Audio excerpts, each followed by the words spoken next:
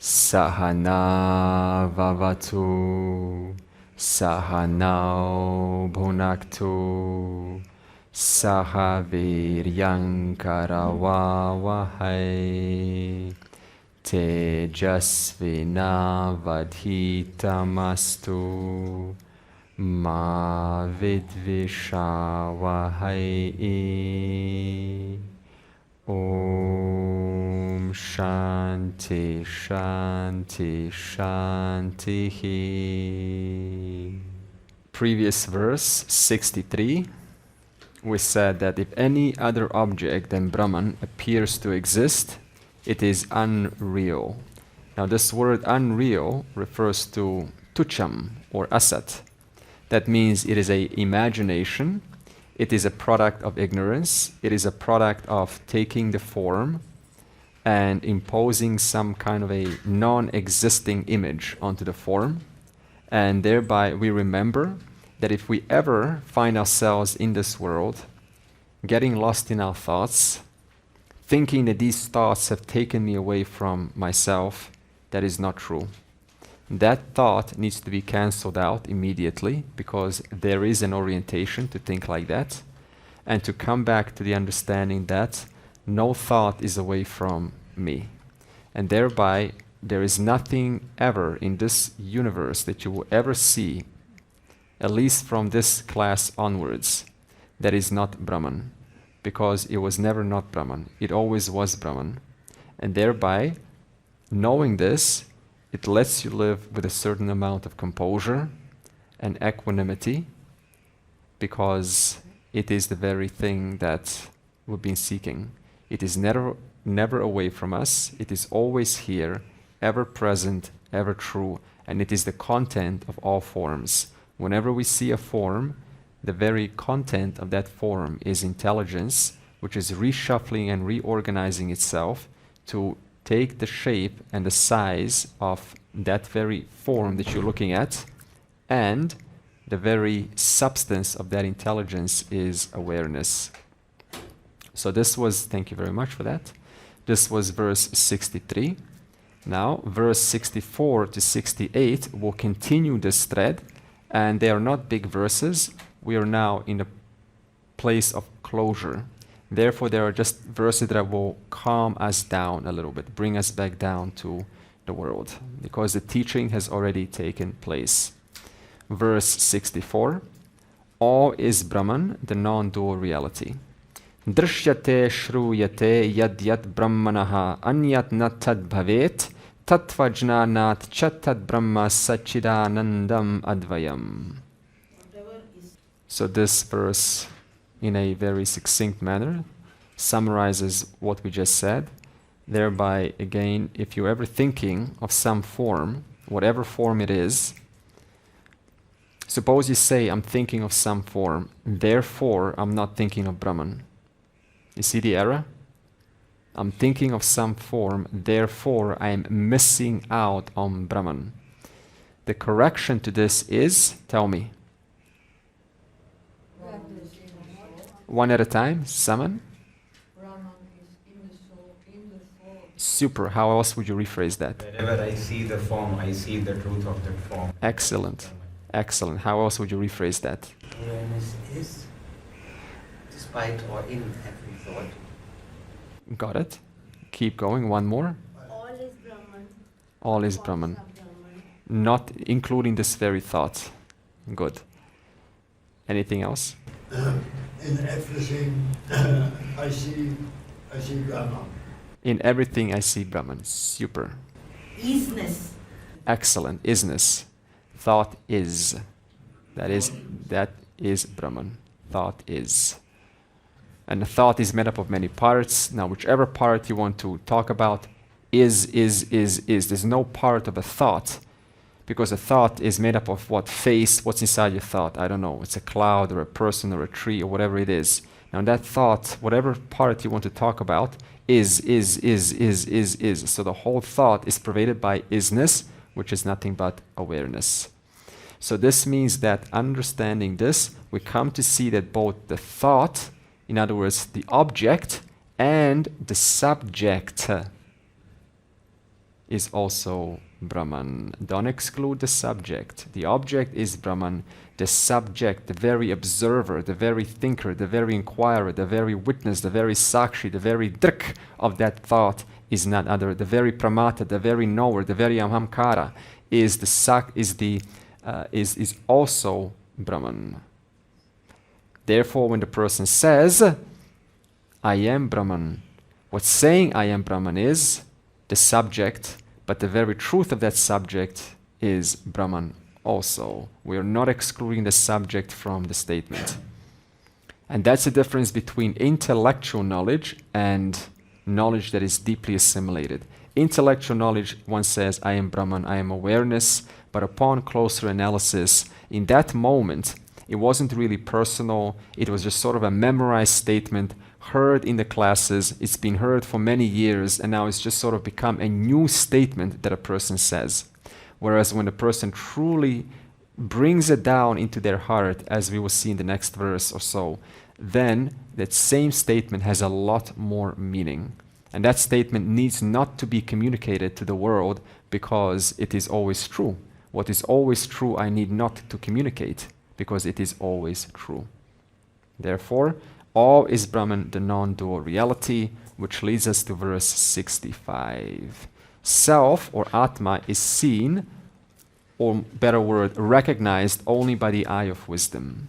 Sarvagam sachidatmanam jnana chakshuhu nirikshate ajnana chakshuhu na iksheta bhasvantam bhanum andhavat. So it's using here an analogy where if you have a blind person, even despite the fact that the sun is shining, it always is shining, the blind person will not see the sun because the right pramana is not there. The blind person needs to be given the pramana. Now they can make some inferences by the heat of the sun and some other methods, but ideally if they have the right pramana, they will directly recognize the sun. This is why all other pramanas will kind of point you to the reality, will give you some glimpses of the reality, just like the heat will give me a glimpse of the sun, even though I don't see it. And you may connect, so there's heat and there's this kind of a witness or observer, and therefore there's these changing thoughts. But then the mistake gets made is that, that observer, that very drik that you thought was awareness, that ahamkara, even that one disappears in deep sleep. So even your ahamkara was nothing but a construct. A construct, in other words, the subject. It was also just one of the many passing phenomena that happened to last for a couple of hours during the waking state and also a couple of hours during the dream state. In fact, in the waking state, we will say, I am, suppose your occupation. Suppose you say, I am a king. Okay, your occupation, I am a mother. But then a few minutes later, when the dream comes, you will say, I am a beggar, depending on the nature of the dream. So that I am totally convinced now in the waking state, I am a mother, I am a friend. You fall asleep and suddenly that very I am is still there, as equally convinced I am a beggar or I am an enemy. Therefore, that ahamkara also is subject to change based on the states of dream and deep sleep. And finally, in the state of deep sleep, it totally resolves. Both the king in the waking state and the beggar in the dream, they both resolve in deep sleep. So all three didn't have any real reality. All two didn't have realities. But what remains is the constant presence, because of which three states of experience are recognized to take place. As I said some time ago, the waking doesn't have a connection to the dream, and the dream doesn't have a connection to the deep sleep. They are literally like different worlds, if you think about it. Totally different worlds. Waking is a different world to the dream. Dream is a totally different world to the waking. Waking and the dream are totally different worlds to the deep sleep. They are as though three different distinct worlds, no connection to themselves. Now, if they have no connection to themselves, as we have already illustrated by stating that in the waking, you can talk about a dream, but it's not really the dream. While in the dream, you can't say there's a waking state. No one's ever done that. There is a waking state. Nor do you say I have a body. Maybe you've had a lucid dream or something. That's probably an exception, like they always happen. But more or less, you don't think about the waking state nor the deep sleep. And then in the deep sleep, all three go away. All two personalities go away. They dissolve in self. They dissolve in me. So if three of them have no connection to each other, and yet here are you and I talking about the three states, relating to the three states, then there must be something about me right now, at least in the waking state, something about me that is also equally available in the dream state and equally available in the deep sleep state. So there's some connector, some adhisthana, some substratum, some underlying presence on which they are superimposed, the waking state, the dream state, and the deep sleep state. And you connect these three together, and you have these 3 times, how many times? 365 days, maybe more, 5,000 times, 6,000 times, 10,000 times. So all you ever experienced, all that's ever been experienced in the presence of you awareness is these 3 states put together like 3 balls. 1, 2, 3, 1, 2, 3, 1, 2, 3, 1, 2, 3, 1, 2, 3. None of them have a connection to the previous 3. The deep sleep, the dream, and the waking state right now has no connection to yesterday's deep sleep, waking, and dream. And there is one underlying presence in whose presence there is no doubt that I existed all along, throughout all 3 states. And yet in each state, you say, there's no connection to the waking. You don't even say there's a waking state. So this means the ahamkara is totally different. That's why you cannot recognize the ahamkara in the waking state. But there is one common unifying, there's one choiceless awareness, one isness. Waking state is. So everything that is happening right now in the waking state is nothing but one of those 3. And the waking state, that means your whole life is happening in the waking state. And you say, this is who I am, this is my reality. And then the dream comes. If the dream lasted a little bit longer, you would take the dream as equally true as the waking state. It's just that our dream doesn't last so long that we say, oh, the dream was just a dream. But you could equally reverse and make the dream last 15 hours and the waking state last for 1 or 2 hours. And then you would say the same thing, oh, the dream is real. And the waking is just sort of this very reliable and stable reality where we can really just work things out. But the dream, let's go back into the dream and let's just kind of fly in the clouds and let's, mix in and put horns on a man and do all sorts of funny things. That can equally happen. Because Ishvara's setup is like this, it appears that the waking state is the most prominent, most stable, and thereby we can resolve our stuff in the waking state. So this means, where do you remove your ignorance? In the waking state. Where does birth take place of a body? In the waking state. Where does death take place? In the waking state. It happens in, where does moksha take place?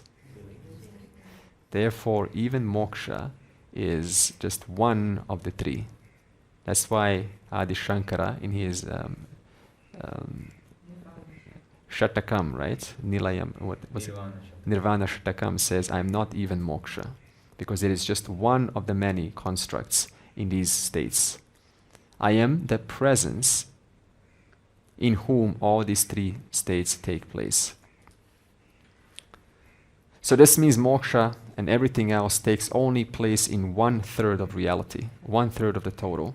The only difference is that moksha lets you know that these 3 are mithya, they're dependent upon satyam.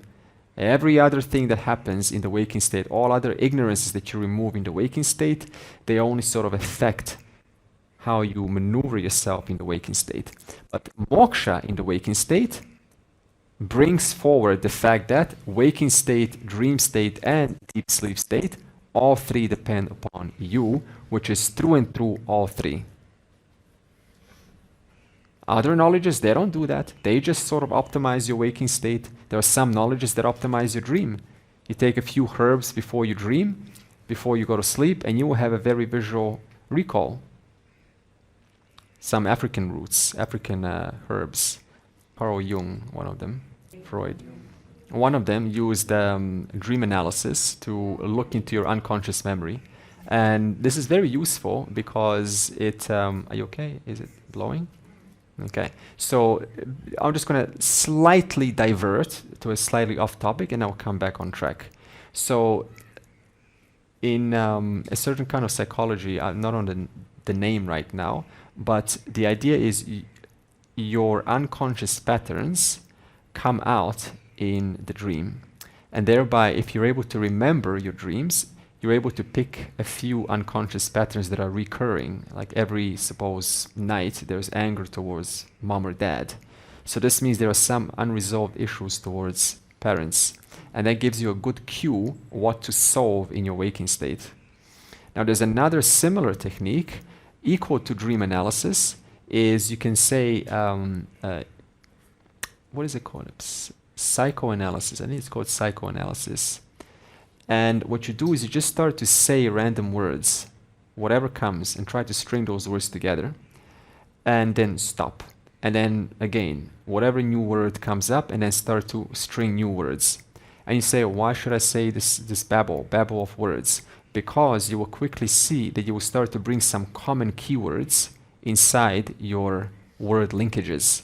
And those common keywords reveal the unconscious mind, which is not able to be accessed any other way. And thereby, by just saying something and then the next word, and what is this word linked to? What is this word linked to? And you see a common pattern. I keep on saying anger, anger, anger. So there's some anger to be worked with. It's just a little side note, how psychology. Right, associate freely, okay. So there are tools, okay. Now that was a little bit of psychology coming back on track. So verse 65. So it says here that sun is always shining and the blind won't see it. Thereby what we need to do is to help the blind person get the right pramana. Now if you bring this down to Atma, so just like the sun is always present, in the same way Atma is ever true, ever available, ever here and now. And it never gets displaced through your thoughts. So this means if you're thinking that a thought that I have to hold on to Atma, you've got a few more things to remove, a few more notions to remove. You cannot hold on to Atma, mind cannot hold on to Atma, the content of the mind is Atma, and the attempt of holding on to Atma, that experience is revealed by Atma. Therefore, there's no need to hold on to Atma. Verse 66. Jiva shines like purified gold. Shravana adibhihi udipta jnana agni paritapitaha. Jivaha sarva malan muktaha swarnavat dyotate swayam. So suppose we have ornaments, and there are many ornaments, and one of those ornaments, which is made out of gold, comes to see its truth. So this means all before that event, it took itself as an ornament, it operated in this world as an ornament, it put value onto itself as an ornament. If it was perhaps 9 karat gold, then it had a lot less value than an 18 karat ornament. So it took it personally, right? It had some kind of complex that it attached onto itself. Maybe it was a very small pendant, and then it looks over there, on a big ring, and a ring is like going, well, necklace is a lot better than I am, and the necklace is like, well, the gold in the bank account, at least the Indian bank accounts, it's a lot bigger than I am, so it's a lot more precious.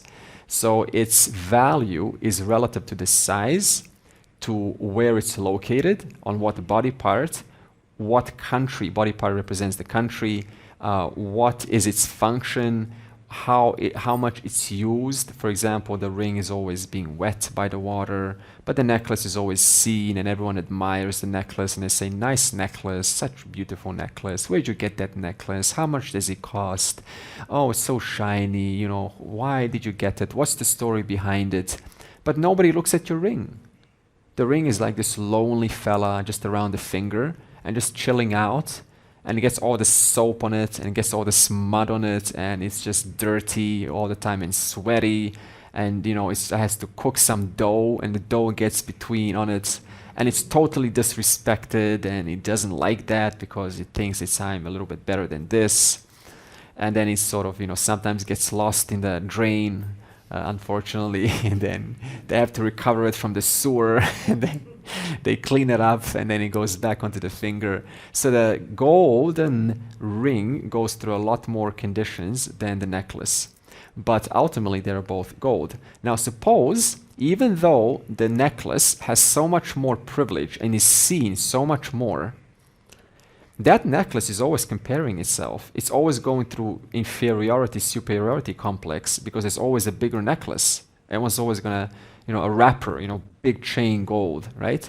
So now suppose the ring, who's going through all of these conditions and being washed and, you know, so on and falling down, it now recognizes that it is not this ornament. The ornament is only in reference to its little, you know, its name and form assigned to it for the time being.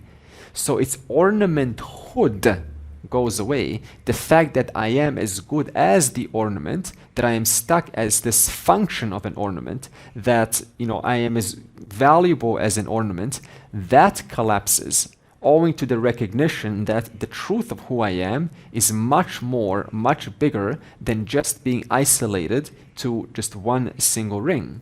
And therefore immediately the ring, being the ring, comes to see its truth. At once it changes its orientations towards what it means to say I.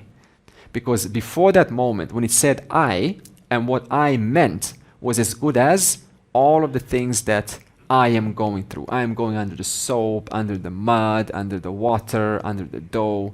Now when it says I, it's the same I, but it extends beyond the boundaries of the ring.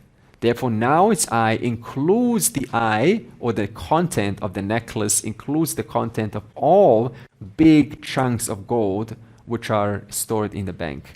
Therefore its status falls away. In that same way, the jiva has been like a ring, carrying itself, attributing value onto itself to be as good as the birth, the caste, the color, the size, the intellect, the energy levels, the age. All of that has been as good as the ornament, names and forms. Now that status, that I am as good as these three bodies, as good as these five sheaths, these five koshas, that simply falls away. I mean, the koshas don't fall, but the status that I am as good as the five koshas, that falls away. Meanwhile, the koshas remain.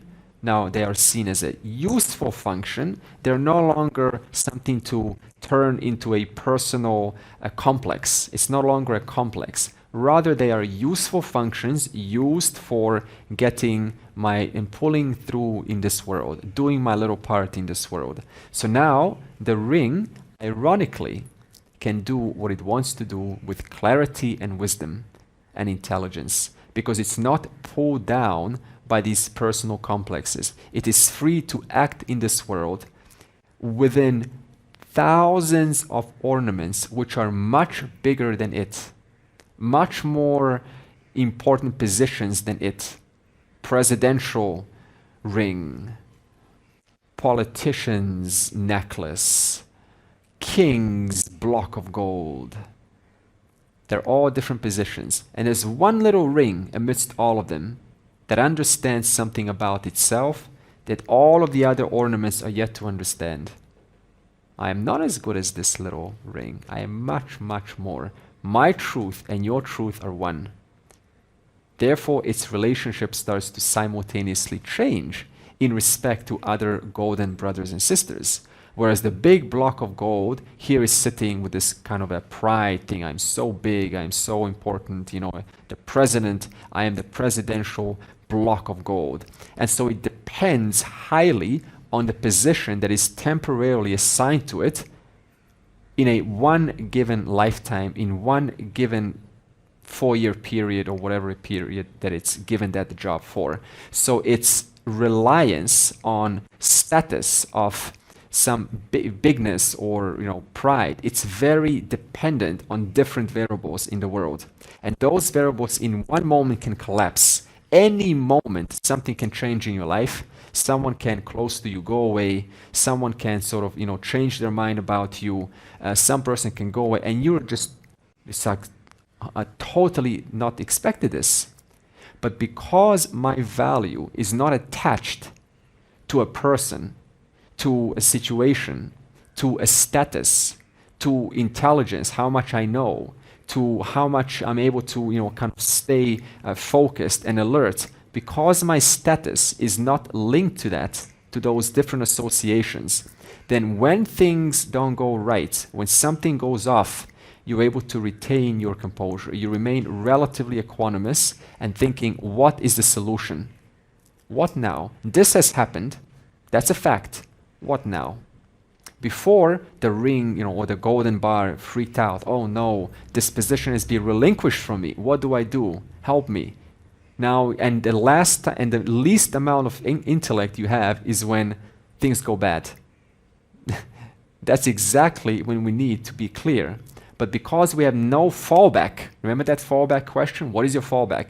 Because we have no fallback, then our intellect goes temporarily outside the window, emotions are high, and in emotional expressions, we sometimes make decisions that are not keeping with what is in the best interest of my future self and those who are associated to me.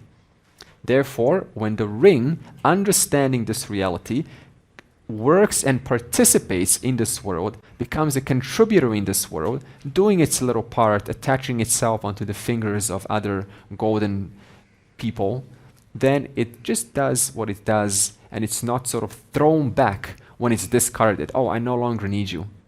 That's fine, because I still have a function for somewhere else. I can still be you. I can still give this instrument to somebody else. Because your expression of what you want to do is coming out of your fullness. No longer let me do things to feel full. Rather, because of my fullness, recognizing the nature of I, out of that recognition, I do things. Out of that fullness, I do things. So the whole orientation of what it means to be an ornament changes. What it means to be, wearing these three bodies changes. You become a contributor, a giver, and someone that is doesn't get sort of worn out. You don't get worn out because you have a certain fullness from which you are coming from. In this way, again, whenever we say, I have to hold on to this reality, it is slipping. Stop. Think about what you're saying. That experience is revealed by presence of awareness. Therefore, I have not gone anywhere. And that thought is has not gone away. That is just one of the manifestations of existence. Therefore, existence is still here and now. I keep saying this, what is your fallback? This is the crux of the teaching. I don't want my dear students to go home and now they've got nothing to work with. I want us to go home having that fallback, something concrete that will always be available in any situation that will help you remind of this teaching. We're here to transform. We're here to make a difference in our lives. That's what it's about. Verse 67. Self destroys darkness and sustains all. Hrdi akasha uditaha hi atma bodha bhanuhu tamaha apahrt. Sarva vyapi sarva dhari bhati basayate akhilam. Here we're using the word heart space. Hrdi akasha. Hrdi akasha. Now, so far we've said that the buddhi is called the upalabdhistanam, the place where recognition of awareness takes place. And where I am is known as it is without any additions or subtractions. Now, this verse is calling that same upalabdhistanam, the place where I am recognized, as hridi akasha, heart space. Why is it making this shift? You see, moksha is not like any other knowledge. If you tell me about how the life cycle of water works, then there will be a certain transformation in reference to what I know, but the knower will remain intact. That means the knowledge has made some difference in my life as far as how the water cycle works, but the knower of that knowledge remains still the same knower as before. Just now having access to a certain kind of a buddhi with some information about how the life cycle works. And I'm able to draw from that, the knower is able to draw from that and kind of own up to that. Oh, I know how the life cycle works. So the knower remains intact in normal knowledge. Self-knowledge. Then self-knowledge ends up transforming you inside out. It percolates through all areas of your life. It doesn't just stay in the intellect as some kind of a water cycle thing that I can access when it's required, when a teacher asks me, but it is constant, ever-present knowledge that's percolated throughout your speech, your behavior, your perception, your understanding of the very person who understands and those people that you're looking at, and thereby every facet of you is now as though shining outwards from the core outwards. It's not localized to any place in my mind that I access in time and space. It is permanently recognized as I. The knowledge I know Brahman transforms into I am Brahman. Therefore, this knowledge has direct impact, and in that sense, it wants to use the word heart space. That means it's gone from buddhi into heart. But if you want to get technical, the heart and the buddhi is just one and the same thing. It's just a metaphor for total recognition where there's no doubt about it. Just like car driving knowledge right now. Maybe it's a limited example, but look at this. You're not thinking about car driving knowledge, but you know how to drive a car. I could tell you about certain car mechanics, how a car is put together, how the wheels gain traction on the road, how the engine works. And you'll be going, interesting, I didn't know this. Tell me more, tell me more. That means I could tell you about the car and you're learning, but the point is you know how to drive a car. You don't have to know about all of this. I don't have to know about how the world is put together and how the mechanics work and how sun works and the life cycle works. All I have to know is the content of all things. And at once, that content, the substance of all things, is permanent knowledge. Once you recognize that the substance of the pot is clay, then when I show you a pot anytime, even when you're in the most dull, drunk state imaginable, and I say, what's this? Instantly you will say it is a pot in name, form, sense, but actually it is nothing but clay. So once the substance, the knowledge takes place, you are constantly knowing that as though in the background. We only call it in the background because it's permanent. It's all the time with you. Therefore, you don't have to say, I am awareness, I am awareness, I am awareness. It is in the background, through and through all things that you do, even when you feel down, when you feel like you totally forgot, you don't know who you are, what's your name, you're dying. That knowledge is still through and through, percolating throughout your being. In that sense, it has transformed itself from mere intellectualizing, which is how we generally start out when we hear about Vedanta. It has now dropped into my personality. It's now making an emotional connection in my life, and I feel free. I feel connected to you. I feel generally enthusiastic about life, uplifted about life, enthusiastic, positive about life.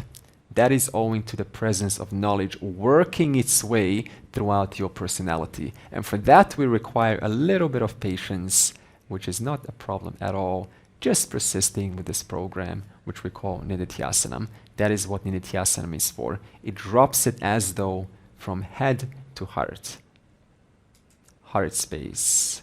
And thereby, what's the result of that? Verse 68, worships the self as the self attains immortality.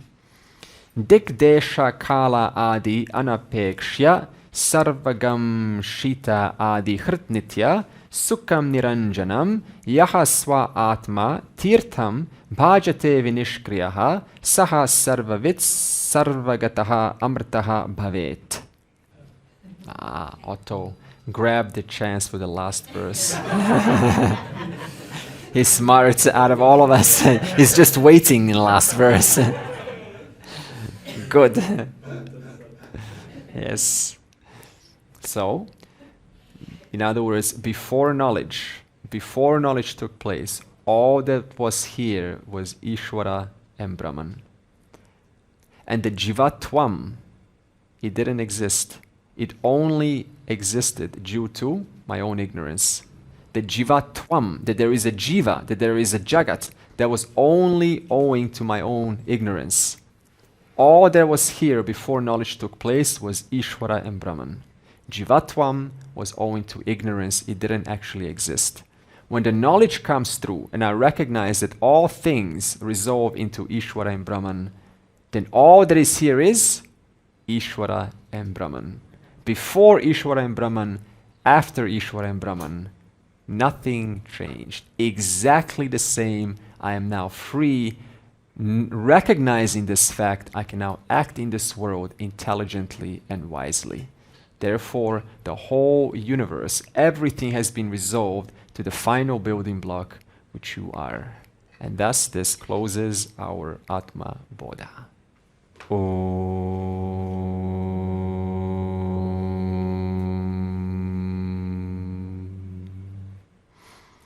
Purnamadav Purnamidam Purnat Purnamudachyate Purnasya Purnamadaya Purnam Eva Avashishyate. Om Shanti Shanti Shanti.